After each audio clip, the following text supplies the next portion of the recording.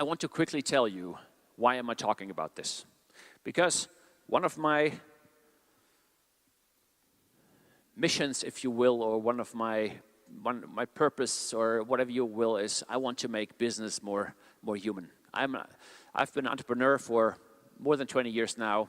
I still am an active entrepreneur, and I think it would be great if the world would have, or if the business world would have more humanity, more humans in them. And I believe if we all are more aware of the lenses that we choose or how we experience the world, and we are also more actively choosing how we see that, that will also have an impact on how we behave in society, but also in business. Let me quickly run through making business more human. I think it has an impact on the me level, the team level, the organization, and the society at large. I have a strong belief that humans should not serve businesses, but businesses should serve humanity. And that's not the way that we often see it happen in the business world. Developers should not be resources. I don't think that's a good way to think about people. And we really need to do something about that, that organizations, you work for organizations now, please work for organizations that solve real problems in the world. Problems that really need solving. We don't need the next Tinder for dogs. We just do not. Okay? And that's very much that. Also, if you think about business, it's always humans interacting with humans. And a big belief that I have is that better humans make better leaders, and better leaders create better businesses. I really do think so. Well, let's discuss, what does better businesses mean? It does not mean optimizing the last ounce of profit. It means doing well and doing good. And with making business more human, I believe that before you lead others, you must learn to lead yourself. And this is my invitation to you. If you become, or if you want to become a leader, that also think about how to better lead yourself, how to be more aware of what you do with the example of the lenses that I gave you. I have a strong belief that people want to do a good job. So if you are a leader and working with people, people are inherently really willing to do good work. As a leader, you should treat everyone like a human being first. So you could say treat them as adults. I think just treat them as a human, because why would you treat children and adults differently? I think longer discussion, but treat them as human beings first. And if you're a leader, your job, I believe, that's also the making business more human kind of statement here, you are trying to create more leaders, not just followers. And to quickly tell you how we do that at Pirate, we try to cultivate an entrepreneurial mindset. That doesn't mean everybody needs to make money, but everybody needs to or can or should lead themselves.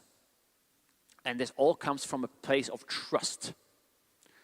Why? Because if I want to forge leaders, I need to give them the freedom to actually lead, to give them the responsibility so they can make the choices and they can succeed or fuck up again and again and again, because that's what leaders do.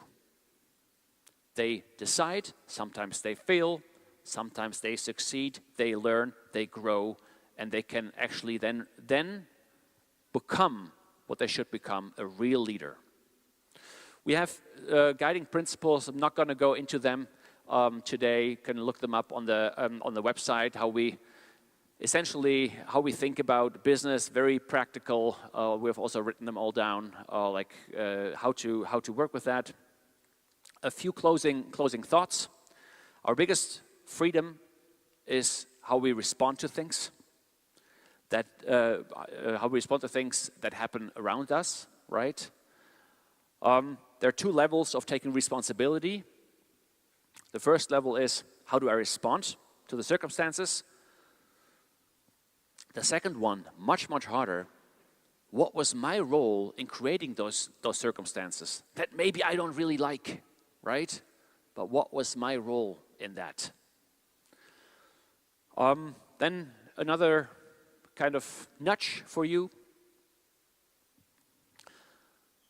What if life wasn't happening to you, but for you? How would that change your perspective? Something bad happens, and you go out there and say, okay, this happened for me, not to me, for me.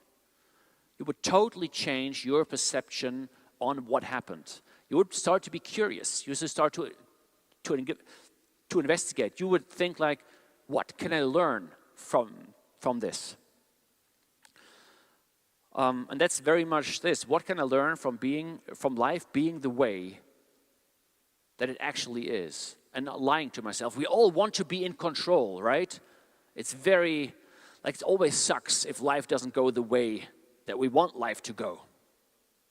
But what if we just let it happen, change our mindset and say, what can I learn from this? It sucks, I know, but what can I learn from this? What can I take from this and make something better out of it? When we change the way we look at things, the things we look at change. I always have this in my slides. It's very trite, I know, but you're the captain of your own life.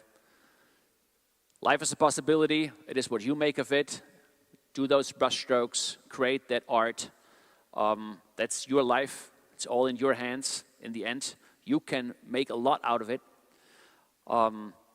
just by changing the way you look at life. What lens will you choose today? Thank you very much.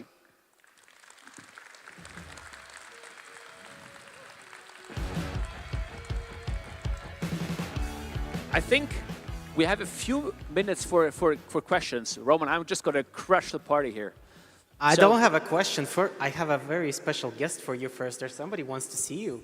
So I want to invite for our usual traditional hug photo for Manuel and Anton. So please.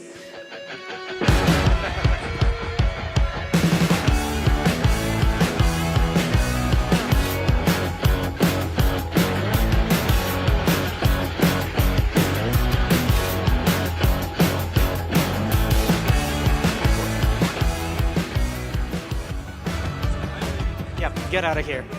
Get out. Okay, so you want to ask the audience? I want to quickly, yeah. So just quickly, one or two questions. I would really love to. Tech crowd. I know there are questions. Here's a question on the right side.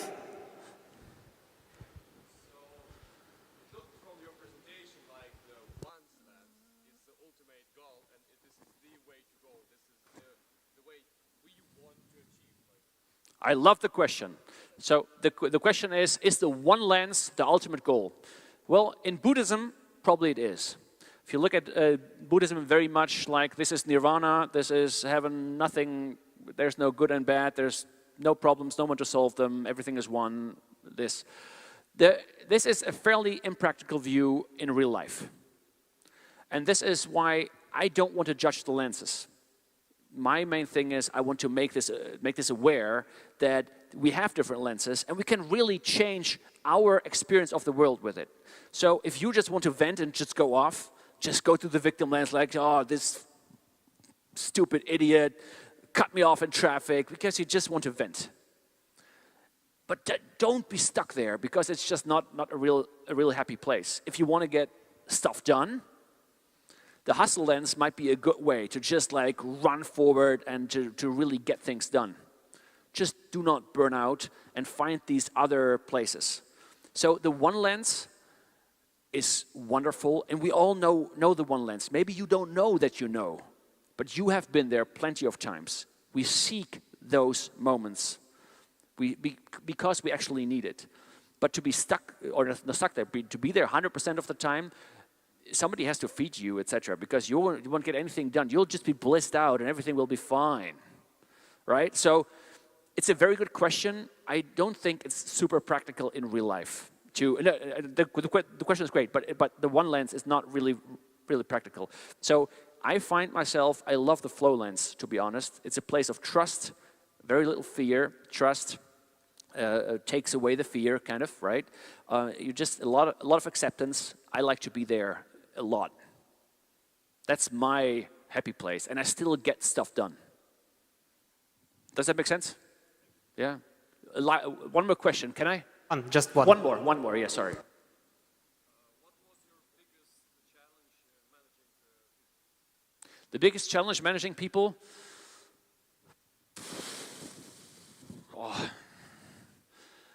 That's a good question. So various ones. I think what is very important, that the world as I view it is often not viewed from other people, and I always have to go back and try to see it from their point of view. And if I don't do that, I mess up. So don't expect others to see the same world that I see. And I have done that plenty of times, and I just haven't seen. And that led to conflict and problems.